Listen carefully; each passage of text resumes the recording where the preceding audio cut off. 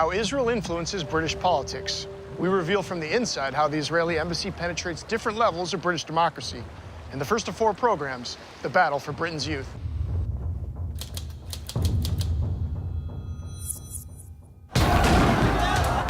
Following decades of violence, a new challenge has emerged to Israel's occupation of Palestinian lands, called BDS. BDS is here to stay. That's the global movement to boycott, divest, and impose sanctions on Israel and expose it as an apartheid state. The Israeli government has responded with a campaign to rebrand the country's image. The reason we should fight BDS is because it's wrong. It's a moral outrage. It's an operation run by the secretive Ministry of Strategic Affairs. They recruit mainly former intelligence officers. Its main task is to counter BDS worldwide. Using an undercover reporter, Al Jazeera's investigative unit exposes Israel's clandestine activities in London, a city that's become a major battleground. BDS campaign in many ways germinated in Britain. You'll meet the people working to challenge BDS at every level of British politics. Ah, okay, nice to meet you. We work really closely together, but like a lot of it's behind the scenes. One of Israel's main targets is the Labour Party. For the first time, its leader is a champion of Palestinian civil rights. They'd be very happy to see Jeremy Corbyn no longer leader of the Labour Party, for sure. It's a covert action that penetrates the heart of Britain's democracy. Can I give you some MPs that we suggest you would take down? It is outrageous interference in British politics. It shouldn't be permitted. It's a battle of ideas seeking to change not only how Israel's portrayed, but even how it is debated. It's anti-Semitic. No, it's not. It's a trend.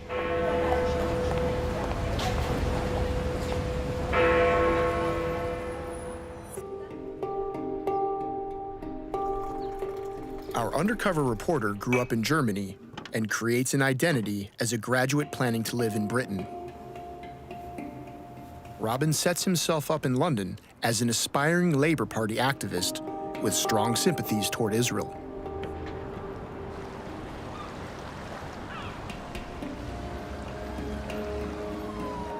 After over a month of attending party functions, he stood out as a friend of Israel. And before long, he recognized a familiar face.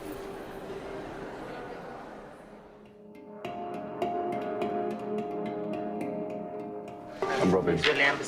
Ah, okay, nice to meet you. My name is Shai. Shai? Shai, yeah. It's a meeting of the Labour Friends of Israel, or LFI, members of the British Parliament who lobby for Israel. Yeah, take the district. So... Shai later explained to Robin the problems the LFI is facing. Not a lot of young people want to be affiliated. Obviously, when they will become MPs, they won't be affiliated, and then that's it. Chain is done. Because for years, every MP that joined the parliament, the first thing that he used to do is going to join LFI. He's not doing it anymore in the Labour Party. CFI, they're doing it automatically.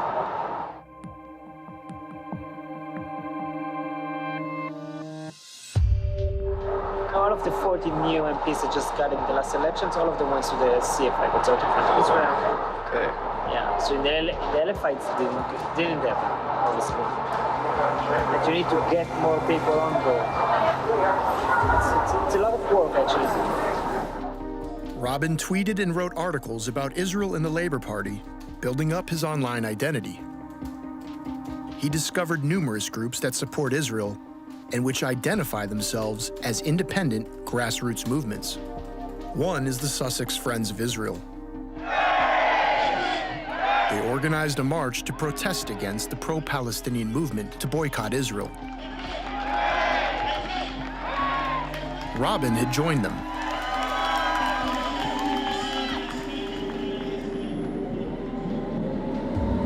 Shai later described the embassy's role in some of these movements. There is a grassroots organization as Sussex Friends of Israel that went into demonstration.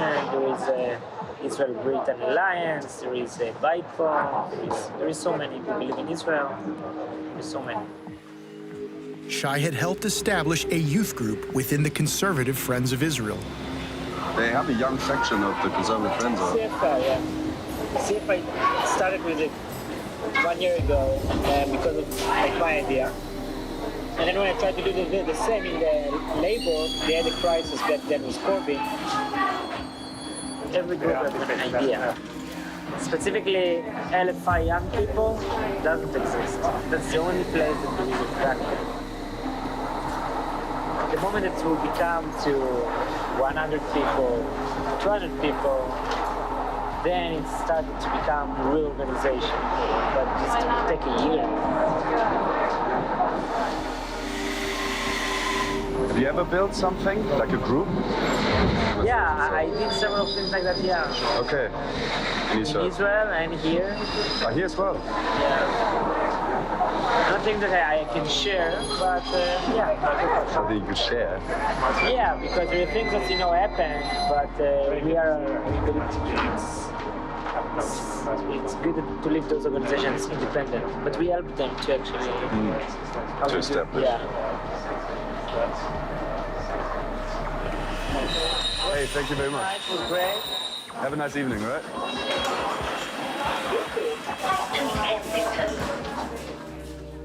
Our investigation linked the embassy's senior political officer with a series of pro-Israel groups: the Parliamentary Friends of Israel, Young Conservatives, lobbyists, as well as grassroots movements.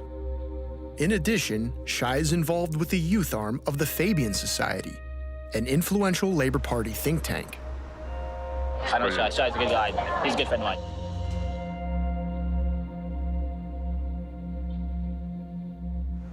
When we engaged with the Israel embassy, they gave us a program that was very neutral. And I know Shai. I met Shai through the process, and Shai, in himself, he's a very balanced guy. And if you talk to the Israel embassy, they're not going to barrage you with propaganda.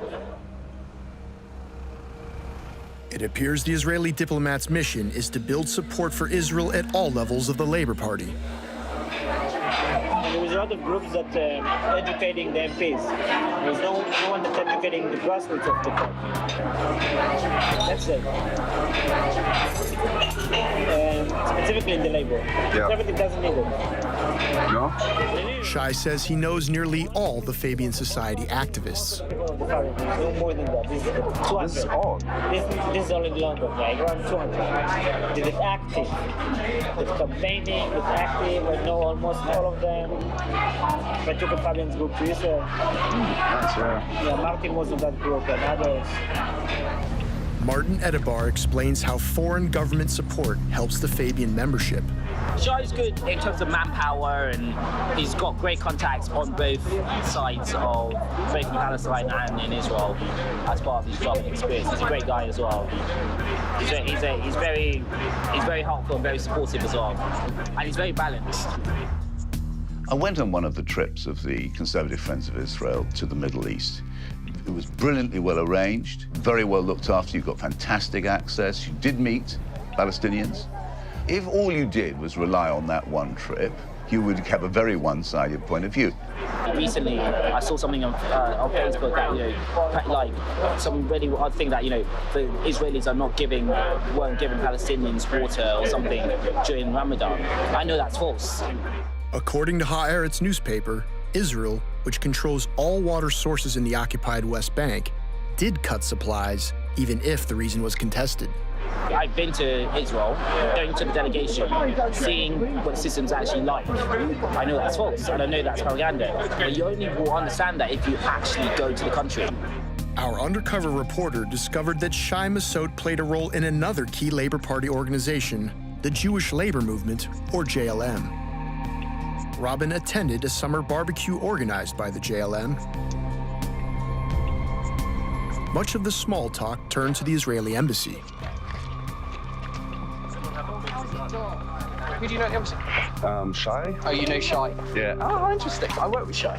Oh, you work with Shai? I work for the ambassador.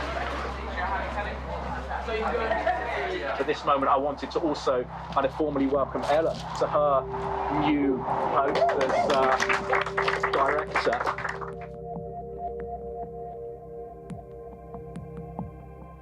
Ella was by no means the person on that pile of CVs that had the most Labour Party and political experience.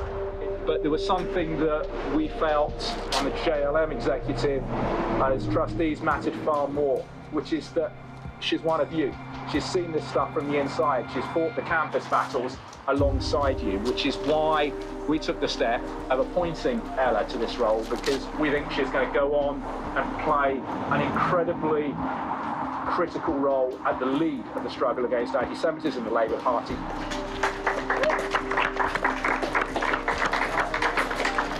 Hi guys, so I've been introduced. I'm Ella, I am JLM's barbecuer-in-chief and new director.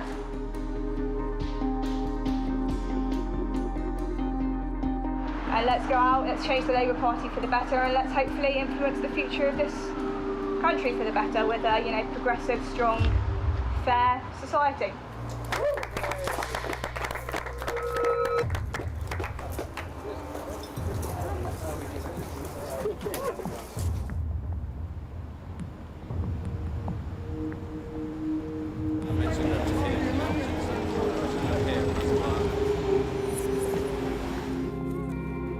What came next surprised our undercover reporter.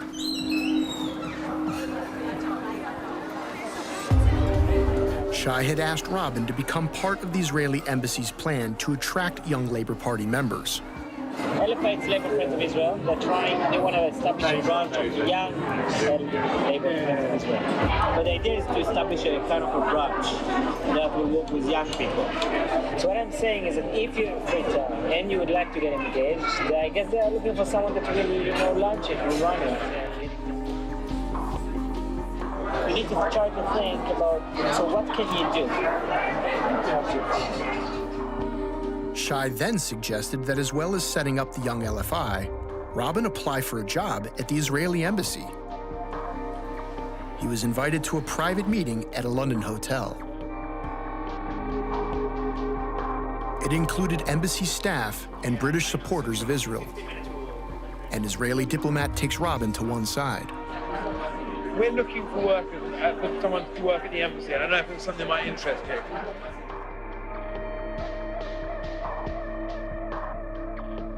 Shai talked to me about that actually, so I handed in my CV. That'll be it. That's it, exactly. We're also looking for somebody to work on the whole BDS piece, doing research into the different BDS movements, who they are, what they are, a little bit of strategy on that whole piece. So I don't know if either of those things might appeal to you. Ella Rose, the new director of the Jewish labor movement, was pleased to hear of Robin's plans to set up a young LFI. I used to work at the embassy here. I can definitely help you out. I would love to come to any and every event you're hosting. Please consider me your #1 fan. The guest of honor, a minister from the Israeli government.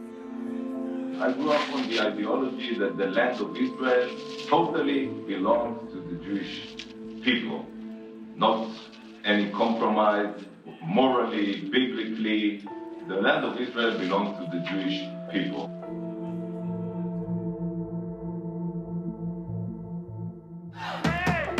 The primary role of Israel's Strategic Affairs Ministry is to counter the BDS movement.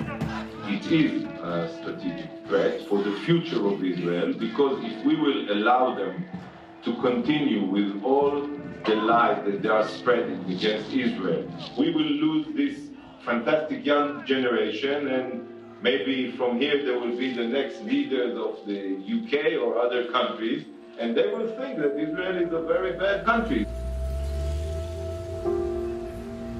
During another meeting with the embassy's senior political officer, Shai tutors Robin on setting up a new pro-Israel group.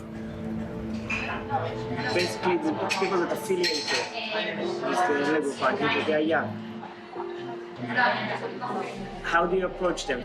So first of all, I think you need something to sell, right? So theoretically, maybe LFI would agree to do a delegation to Israel. And that's always a good start. Second, maybe you need an interesting speaker. That's maybe the embassy can help, or LFI can help. If you are volunteering, to be the chairman of it, you theoretically need to have someone that will do social media, and someone that will take care of speakers or events, or someone that will be the chairman of the delegations to Israel. And then you just, and then people becoming, then you have a structure. Then it's not just your responsibility, under you another 6 people that have a responsibility somehow. And they're the committee of the organization. And that's it. That's the way you establish organization. Who should I contact, what do you think? Michael. Michael? Michael what? Rubin. Michael Rubin. Michael Rubin. Write to him that you have an idea, you want to take it forward. What's his position in the LFI? He's a parliamentarian officer. Recently started at LFI. I worked for the Labour Party before that. I was chair of Labour Students. I knew Shai in my role at Labour Students. We did a couple of things together. They take advantage of sunshine whilst it lasts.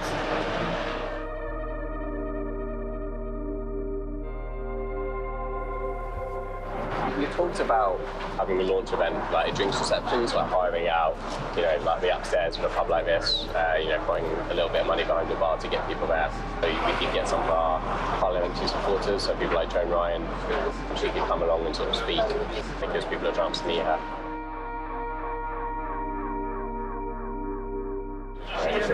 And she's in contact with Shai as well, so... Yes, yeah. We sort of work via Latin, we empathy quite a lot. And I sort of speak to Shai most days. The LFI appears to be looking beyond Labour's present set of MPs. The Labour Party at the moment is not in a good place, to say the least.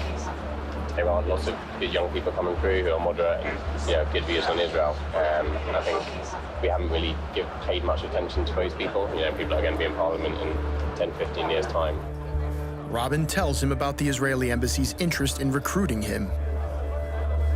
And there are sort of, job openings available quite frequently. So you should chat to Shai. He gave an example of how a job at the embassy could further a career in British politics. Ella Rose, she was president of UJS, which is the Union of Jewish Students, a couple of years ago.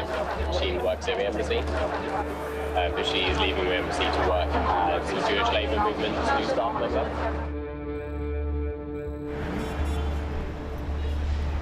New guards came in and they sort of thought at some point, okay, we're going to hire someone to like help with stuff.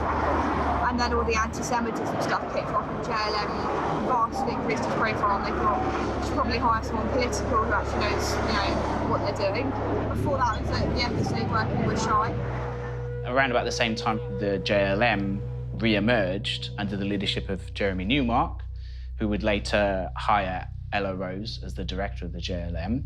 The big story was about a young student in Oxford who made allegations that the Labour Party and most of the student left at Oxford was anti-Semitic. He didn't present any evidence at all. The only thing he said was that they had promoted the Israel Apartheid Week, which is a well-known event which takes place on campuses around the world.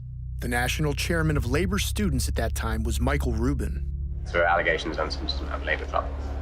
So I did the investigation because I was chair of Labour students. That was Labour students report, but there are some people sort of obviously asking questions about it because that was kind of the first incident of anti-Semitism.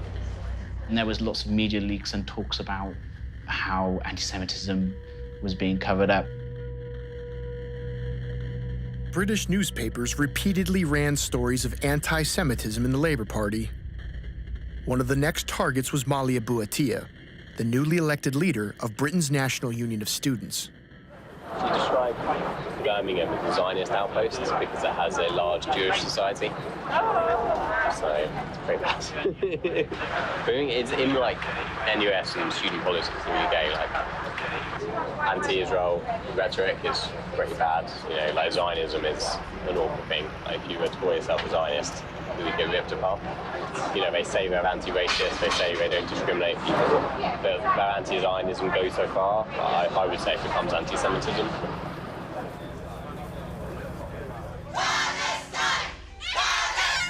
With each year of Israel's expanding occupation, support for BDS has spread on college campuses around the world. In Britain, the Israeli-Palestinian conflict defined the 2016 election for the NUS presidency. Israel, where it exists now, is that problematic to you? Israel, as it behaves, is problematic to me. You would feel it would be okay for you to say about yourself that you were anti-Zionist? Yes, I would. Malia Buatia, yeah. So she's really bad, but you know Robbie Young? Have you heard of Robbie Young? Malia's NUS president, and Robbie is one of the vice presidents. He's a Labour student, and he's like really good in Israel. Like, he's been out on a trip, so he's seen Israel and sort of seen it firsthand. He's really pro-Israel. So there are some people in NUS which are quite balanced and good. Another vice president, Richard Brooks, took the unusual step of publicly claiming that Buatia's criticisms of Israel amount to anti-Semitism. Like, we've never had an elected leader who's racist. NUS's internal structures don't usually allow a vice president to go in and publicly criticise your president on national radio, but you've got to do what you've got to do. When you look at what Malia Buatia has been saying, she says her criticisms are a political one. She talks about Zionism, not about people who are Jewish. Yeah, I think the really important thing here, and something that the student movement needs to face up to, is that it is for Jewish students to define what anti-Semitism is. And in the run-up to National Conference, nearly 50 Union of Jewish Student Presidents of Societies made it clear that they had concerns about some of the rhetoric. Brooks never mentioned that weeks before that interview, he'd been taken to Israel as part of a delegation from the Union of Jewish Students. I got educated on the stuff, like spoke to people in UJS. I got taken on a trip to Israel with UJS about 2 months ago. So that I've learned loads from that. Then from there on in felt confident enough to start talking about some of the stuff more seriously. Obviously Malia is awful. I was at a conference where she got elected. So, yeah. we were campaigning for a person running against her, obviously. We didn't want her to win. But yeah, obviously it didn't work. During the run-up to the election, Richard Brooks had held private meetings with Russell Langer, the campaign director of the Union of Jewish Students. Also attending the meetings was Michael Rubin. When he was chair of Labour students last year, I worked with, so it was me, him and Russell from UJS.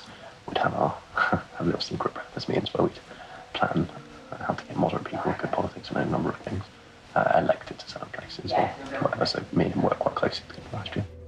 After being introduced by the Israeli embassy as a young LFI volunteer, our undercover reporter explores the possibility of ousting the pro-Palestinian NUS president with the help of Richard Brooks. So how can we get in touch with the people who are trying to oppose her? You speak to me, because I'm helping organise them. Yeah? So, okay, cool. So just drop me a line whenever you want to have a conversation, or if you want to speak to someone in a certain geographical area, I'll point you to the right people. Our investigation also revealed that the Union of Jewish Students, who sent critics of Malia Buatia on trips to Israel, has received money from the Israeli embassy. The Israeli embassy in the UK gives money to the Union of Jewish Students. Once you're involved in like the Union of Jewish Students, they then connect you. Well, my sister worked for the embassy for a bit. That was her first job. It's a good platform to do for like a year.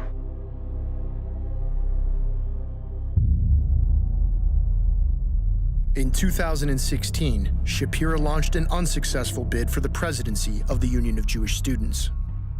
He also received donations from Israel to set up a new campus-based think tank. He established the Pinsker Center with former University College student Elliot Miller.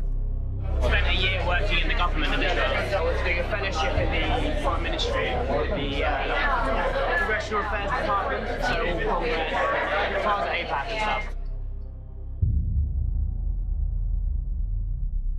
The guy behind me is in Israel. So the kind of guy can walk into a room with a donor and the donor will give them a check for 2.5k. Just like that. He's a genius. They also confirmed for the first time that the powerful American pro-Israel lobby, AIPAC, is channeling money to British campuses through the Pinsker Center. I think AIPAC gave some money. We went to AIPAC in March and we got involved with AIPAC London. Elliot Miller remains vocal in the cauldron of London student politics. We kind of set up the Pinsker Centre. Our aim is to reframe the rhetoric on UK campuses. I feel like a lot more needs to be done on the education front, bringing more diverse speakers, move around to the political spectrum on campus, present another narrative.